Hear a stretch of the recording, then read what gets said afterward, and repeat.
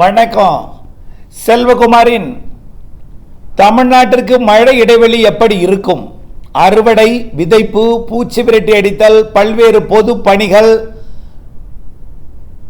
பல்வேறு கட்டுமான பணிகள், வடகிழக்கு பருவமழை முன்னெச்சரிக்கை கால்வாய் பணிகள் மற்றும் பல்வேறு பணிகளுக்கும் மழை இடைவெளி எப்படி இருக்கும் என்பதை அறிவோம்.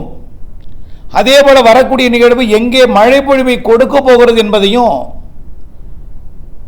இதுவரை மழை இல்லையே இடைவெளி என்று சொல்கிறீர்களே, அப்போ எங்களுக்கு மழை பெய்யாதா என்று கேட்பவர்களுக்கு அடுத்த நிகழ்வுகள் இருக்கிறது என்பதையும் உறுதிப்படுத்தி அடுத்த நிகழ்வு எப்பொழுது என்பதையும் தெரியப்படுத்த விரும்புகிறேன்.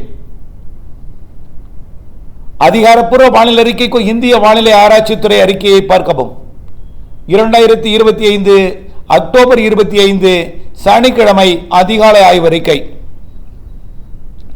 நேற்றைக்கு பார்த்தீங்கன்னா மழை கன்னியாகுமரி மாவட்டத்திலையும், கன்னியாகுமரி மாவட்ட எல்லையோர திருநெல்வேலி மாவட்ட மேற்கு தொடர்ச்சி மலையிலையும், மதுரை மாவட்ட வடக்கு பகுதி, மேலூர் அதன் ஒட்டியுள்ள பகுதிகளுக்கு வழியாக திருச்சி மாவட்டத்தோட மதுரை மாவட்ட எல்லையிலையும், சிவகங்கை மாவட்டத்திலையும், சிவகங்கை மாவட்ட புதுக்கோட்டை மாவட்ட எல்லையிலையும், அப்படியே ராமநாதபுரம் மாவட்ட தொண்டிக்கு தெற்கையும் சிவகங்கை ராமநாதபுரம் வடக்கு பகுதி வழியாக மழை பொழிவை கொடுத்தது. இந்த இடம் தான் மழை இன்னும் குறிப்பிடும்படியாக இருந்துச்சு. சென்னையில் நேற்றைக்கு காலையில் தூறல் இருந்தது, மேகமூட்டமாக இருந்தது. நேற்று காலையில் இருந்த தூறல் வலசரபாக்கத்தில் 11 மில்லிமீட்டராக இருந்துச்சு.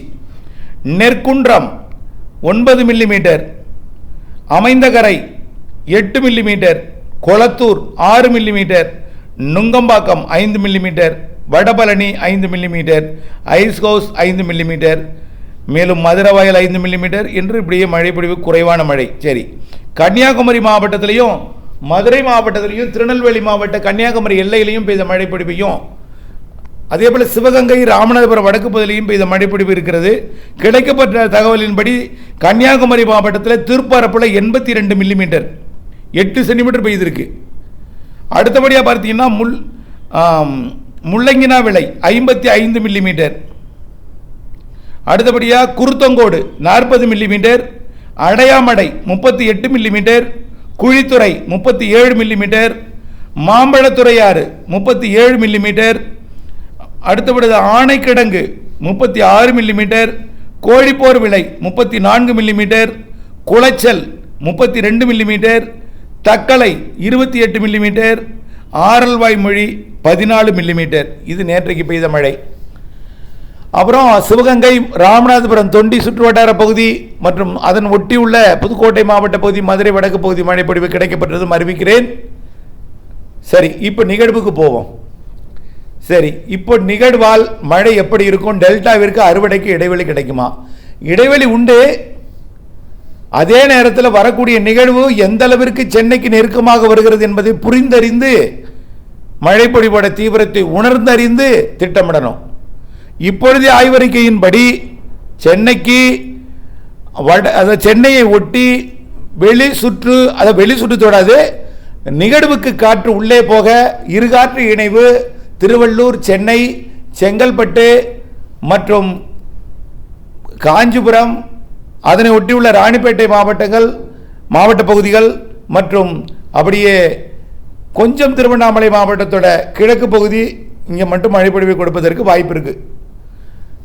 இன்னும் திருவள்ளூர் மாவட்டத்தோட மேற்கு பகுதி திருத்தணிக்கும், திருப்பத்தூர், வேலூர், ராணிப்பேட்டைக்கும், திருவண்ணாமலை உள்பகுதிக்கும், கள்ளக்குறிச்சி, விழுப்புரத்தின் புதுச்சேரிக்கும் கூட மழைப்பொழிவு கொடுப்பதற்கு வாய்ப்பு இருக்கு. எப்போ?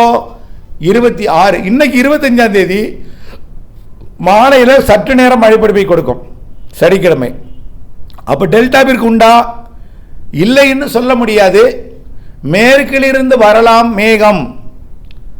அன்றைக்கு நேற்று முன்தினம் அப்படியே வந்தது, புதுக்கோட்டையில் பெய்துட்டு வந்து, திருச்சியில் பெய்துட்டு வந்து டெல்டாவுக்குள் நுழையும் பொழுது ரெண்டா பிரிஞ்சு பட்டுக்கோட்டை, முத்துப்பேட்டை வழியா அப்படியே வேதாரண்யம் பகுதிக்கு போய் தூரலை கொடுத்துச்சு, தகட்டூர் போய். அப்படியே ரெண்டாக பிரிந்தது தஞ்சாவூர், அம்மாப்பேட்டை, சாலியமங்கலம், கும்பகோணம், அப்படியே நாச்சியார் கோயிலுக்கு வடக்கு புறமாக அப்படியே மயிலாடுதுறை மாவட்டம் மணல்மேடு மற்றும் அப்படியே முட்டம், சிதம்பரம், புவனகிரி வழியாக கடலூர் வரைக்குமே மழைப்பிடிப்பை கொடுத்து நேற்று முடிஞ்சிடும். நேற்றைக்கு இல்லை. இன்றைக்கும் இதேபோல் மேற்கிலிருந்து வரலாம், உறுதி இல்லை, கனமழை இல்லை. புரியுதுங்களா? ரைட். அப்போது எங்கே மழை பெய்யும் இன்னைக்கு? தென் மாவட்டங்களின் மேற்கு தொடர்ச்சி மலையில் கன்னியாகுமரியில் மழை இருக்கும். நல்லா புரிஞ்சுக்கிங்க. கன்னியாகுமரி, திருநெல்வேலி மேற்கு தொடர்ச்சி மலைப்பகுதி, தென்காசி மாவட்ட மேற்கு தொடர்ச்சி மலைப்பகுதி, தேனி மாவட்ட மேற்கு ஓரம், என்ன மேற்கிலிருந்து காத்து வரும் என்பதனால. சரி, அடுத்து எங்கே மழை பிடிப்புன்னு பார்த்தீங்கன்னா கொடைக்கானல் மலைப்பகுதி, மதுரை மாவட்ட வடக்கு பகுதி, இங்கெல்லாம் மழை இருக்கும். நான் சொல்கிறது உறுதியாக இந்த இடத்துல மழை இருக்குன்னு சொல்லலை. இந்த இடத்துக்கெல்லாம் வாய்ப்பு இருக்குது. இந்த இடத்துக்கு பெய்யலாம், ஒதுக்கலாம். இது நிகழ்வோட நேரடி தாக்குதல் அல்ல. வெப்பத்தால் லேசாக்கி மேலெடுந்து வங்கக்கடல் நோக்கி போகக்கூடிய மேற்கு காற்று தெற்கு காற்றோடு இணைந்து மரங்களால் குளிர்வித்தும் தெற்கு காற்று கிழக்கு காற்றால் எதிர்த்து குளிர்வித்தும் மாலை மழை பொழிவை ஆங்காங்கே கொடுக்கும். நேற்றைக்கு மதுரை வடக்கிலிருந்து சிவகங்கை வழியாக தொண்டிக்கு போனது போல இன்றைக்கும் மதுரை வடக்கிலிருந்து புதுக்கோட்டை சிவகங்கை மாவட்ட எல்லைப்பகுதி, புதுக்கோட்டை சிவகங்கை மாவட்ட பகுதி வழியாக தொண்டி மற்றும் ராமநாதபுரம் பகுதிக்கு, தொண்டி உள்ளிட்ட ராமநாதபுரம் பகுதிக்கு போகலாம். ஏதேனும் ஒரு சில இடத்துல இருக்கலாம். அப்போ டெல்டாவிற்கு உண்டா? உறுதி இல்லை. வேற எங்கே மழை வாய்ப்பு உண்டு? கர்நாடக எல்லையோரத்தில் இன்னொரு உண்டு, நீலகிரியில் உண்டு. கர்நாடக எல்லையோரம் இங்கே கிருஷ்ணகிரி, தருமபுரி மற்றும் சேலம் மற்றும் ஈரோடு மாவட்ட கர்நாடக எல்லையோர பகுதிகளுக்கு மழை வாய்ப்பு இருக்குது. இரவு தான், மாலை இரவு தான், இப்போ இல்லை, ஒரு முறை மட்டும்தான். நான் சொல்வது எல்லாமே ஒரு முறை மட்டும்தான். ஒரு தடவை பெஞ்சிட்டுனா அதில் இருக்கக்கூடிய நீராவி தீர்ந்துடும். வெப்பத்தால் லேசாகி மேலே எழுந்திருக்கக்கூடிய நீராவியை தான் நீராக மாற்றுது. நீராவி தொடர் மேக உற்பத்தி ஏற்படுத்தாது. மேற்கேருந்து வரக்கூடிய நீராவியை குளிர்வித்து தீர்ந்து போச்சுன்னு நின்று போயிடும். புயலுக்கு வரக்கூடிய காற்றுனா தொடர்ந்து நீராவி அனுப்பிட்டே இருக்கும், மழை பொழிவை கொடுத்துட்டே இருக்கும். இது அப்படி அல்ல. வெப்பத்தால் லேசாகி மேலெடுத்து கிழக்கு நோக்கி போக இருக்கக்கூடிய காற்றில் இருக்கக்கூடிய நீராவி மட்டும் குளிர்விக்கப்படுது. அப்போ அதனால் கர்நாடக எல்லையோர கிருஷ்ணகிரி, தருமபுரி மற்றும் அப்படியே ஈரோடு, சேலம் மாவட்டத்தோட மேட்டூர் குளத்தூர் பகுதி, அதை விட்ட பகுதியில் இருக்கலாம். ஆங்காங்கே ஒரு சில இடங்களில். இன்னொரு இடத்துல பார்த்தீங்கன்னா உறுதியாக உண்டு மழை. இந்த இடத்துல உறுதியாக மழை உண்டு. கொஞ்சம் 1 மணி நேரம், அரை மணி நேரம், இல்லாட்டி 2 மணி நேரம் வரைக்கும் சில இடத்துல கூட பெய்யலாம். ஆனால் அரை மணி நேரம் வலுத்து பெய்து விட்டு பிறகு தூறலை நீடிக்கும். எங்கேருந்துன்னு பார்த்தீங்கன்னா தெலுங்கானாவிலிருந்து மழை வரும். தெலுங்கானாவிற்கு வடக்கிலிருந்து, மகாராஷ்டிரா பகுதியிலிருந்து, நாக்பூர் பகுதியிலிருந்து தெலுங்கானா பெய்து, தெலுங்கானாவிலிருந்து அப்படியே விஜயவாடாவிற்கும் பெங்களூருக்கும் இடைப்பட்ட பகுதி வழியாக அப்படியே ஆந்திர மாநிலத்தோட தமிழ்நாடு எல்லையோரத்தில் நுழைந்து திருப்பத்தூர், வேலூர், ராணிப்பேட்டை, திருவள்ளூர் மற்றும் சென்னை, செங்கல்பட்டு, காஞ்சிபுரம் மற்றும் திருவண்ணாமலை, கள்ளக்குறிச்சி, விழுப்புரம், கள்ளக்குறிச்சியோட விழுப்புரத்துக்கு வாய்ப்பு கூடுதல், விழுப்புரத்துலையும் கடலோர விழுப்புர வாய்ப்பு கூடுதல், புதுச்சேரி இந்த பகுதி வரைக்கும். கடலூருக்கும் கடலூர் ஓட்டி என்டிக்கு இருக்கலாம், சிதம்பரத்துக்கு இருக்க வாய்ப்பு இல்லை. அடுத்தபடியா அப்படியே அது புதுச்சேரிக்கு வடக்கே மழை இருக்கும். இன்றைக்கு மாலையில், இரவில், முன்னிரவில் இருக்கும். சரி, நாளைக்கு எப்படி இருக்கும் அப்படிங்கிறத பார்ப்போம். ஒரு முறை மட்டும்தான். சென்னையில் பெய்தால் 2 மணி நேரம், 1 மணி நேரம் இருக்கும். டெல்டாவிற்கு பேர் அறிவிக்கல, உறுதி இல்லை இன்றைக்கு. அதே நேரத்தில் டெல்டாவின் பேர் அறிவிக்கல, உறுதி இல்லைன்னு அசால்ட்டாக இருந்துடாதீங்க. உலர்த்தக்கூடிய நெல் விவசாயிகள் தார்பா மேலே தான் காய போடணும். திடீர்னு மழை வந்தால் திடீர்னு தார்பாயோட தூக்கணும், அப்படியே மூடணும். இப்படித்தான் நீங்கள் இருக்கணும். மதியத்துக்கு மேலே தான் அந்த எச்சரிக்கை. மதியம் வரை கூட நல்லா நீங்கள் காய போடலாம். மதியத்துக்கு மேலே தான் இந்த எச்சரிக்கை. இது எச்சரிக்கை மட்டுமே, உறுதி இல்லை. ஓகே, அடுத்தது நாளை 26ஆம் தேதி ஞாயிற்றுக்கிழமை எப்படி இருக்கும் அப்படிங்கிறத பார்ப்போம். ஞாயிற்றுக்கிழமை பொறுத்த வரைக்கும் கேரள எல்லையோர, கர்நாடக எல்லையோரம் மட்டும்தான் மழை. கேரளாவில் பெய்யும், கர்நாடகாவின் தெற்கு பகுதியில் பெய்யும், கேரள எல்லையோரம் மட்டும் நாளைக்கு இருக்கும். ஆனால் வடகடலோரத்திற்கு வாய்ப்பு இருக்கு. நள்ளிரவுக்கு பிறகு 27ஆம் தேதி அதிகாலையில் மழைப்பொழிவை கொடுக்க தொடங்கும். அந்த நிகழ்வு நெருங்குறதை பொறுத்து இருக்கு. 26ஆம் தேதி நாளை ஞாயிற்றுக்கிழமை மாலையே வடமேற்கு வெப்பக்காற்று இன்றைக்கு சாயந்தரம் எப்படி எதிர்பார்க்கிறோமோ அது போல கூட போகலாம். ஆகவே இந்த மழைப்பொழிவு மெல்ல நெருங்கி வந்து தீவிரமடையும். ரைட், இது டெல்டாவிற்கு உறுதியாக வலுத்த பலத்த மழைப்பொழிவு கொடுப்பதற்கு இதுவரைக்கும் அந்த நிகழ்வால் தெரியல. ஆகவே இதுவே உறுதி அறிக்கையில் நிகழ்வு 1080 கிலோமீட்டர் தொலைவில் இருக்கு. 1000 கிலோமீட்டரில் மண்டலமாக மாறும். அதுக்கப்புறம் நெருங்கி சுமார் 500-350 கிலோமீட்டர் வரைக்கும் நெருங்கி வந்து காற்றை ஈர்க்கும். இதனால் தரைக்காற்று எதுவும் உள்ளே போகாது. வடகடலோர மாவட்டங்களில் வட உள் பகுதிகளில் மழை இருக்கும் என்று எதிர்பார்க்கப்படுகிற நிலையில் 27ஆம் தேதி அதிகாலையிலிருந்து வடகடலோர மாவட்டங்களுக்கு மழை பிடிவை தொடக்கம்.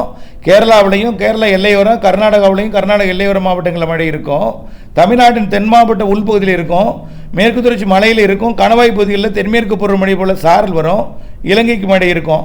ஆனால் தமிழ்நாட்டை பொறுத்த வரைக்கும் வடகோடி மாவட்டங்களில் மழை இருக்குது. அது எந்த அளவிற்கு நெருங்கி வருகிறதோ அதை பொறுத்து வடகோடி மாவட்டத்தோட மழை லேசான மழையா, கனமழையா, மிக கனமழையா, அதி கனமழையா, அதீத கனமழை என்பதை உறுதிப்படுத்த முடியும். சரி, திருவள்ளூருக்கு கனமழை இருக்குது அப்படின்னா அதுக்கு செக்கே கொஞ்சம் மிதமான மழை இருக்கும். சரி, திருவள்ளூருக்கு அதீத மழைப்பொழிவு இருக்குன்னா சென்னைக்கு மிக கனமழைப்பொழிவு இருக்கும். அதுக்கு தெற்கே கனமழை இருக்கும். அதுக்கு தெற்கே புதுச்சேரி வரைக்கும் மிதமானது முதல் சற்று கனமழை இருக்கும். அப்போ டெல்டாவிற்கு தூறல் சாரல் இருக்கும். புரியுதுங்களா? எப்படி திருவள்ளூருக்கு மழை வாய்ப்பு அமைகிறதோ அதை பொறுத்து தான் சென்னை மழை அமையும். அதை பொறுத்து எந்த அளவுக்கு நெருங்கி வருகிறதோ அதை பொறுத்து தான் மழை அமையும். புரியுதுங்களா? அப்போது இந்த நிகழ்வு விலகி போயிட்டுன்னு வச்சுங்களேன், டெல்டா விவசாயிகள் ஒரு 4ஆம் தேதி வரைக்கும் உங்களுக்கு இடைவெளி கிடைக்கும். 4ஆம் தேதி வரை இடைவெளி கிடைக்கும். விலகி போயிட்டுனா நெருங்கி வந்தால் இடையில ஒரு அச்சுறுத்தலை கொடுத்துட்டு அப்புறம் விலகி போயிடும். புரியுதுங்களா? அப்படி நெருங்கி வந்தால் 27, 28 2 நாள் மட்டும் ஒரு அச்சுறுத்தலையோ லேசான மழை மிதமான மழையை கொடுத்துட்டு விலகி ஆந்திரா போயிடும். அப்படி அச்சுறுத்தல் இருந்தால் 2 நாள் மழை இருக்கும்.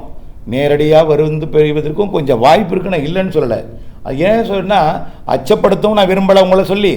அதுக்காக நீங்கள் விலகி போயிட்டு திடீர்னு உங்களுக்கு அறிவிப்பு கொடுத்தா நீங்கள் வந்து வானிலை அறிக்கைக்குள்ளே இருந்தால் தானே பார்க்க போகிறீங்க. அதான் இல்லைன்னு சொல்லிட்டாரன்னு நீங்கள் பாட்டுக்கு போயிடுவீங்க. உங்களை எப்படி நான் தேடி பிடிப்பேன்? நான் வானிலை அறிக்கையை ஏதாவது ஒன்று சொல்லிவிட்டு மாற்றி சொல்வதற்கு வீடு தேடி போய் எல்லாருக்கும் நிறைய பேருக்கு சொல்லியிருக்கிறேன். வீடு தேடி போய் சொல்லியிருக்கிறேன்.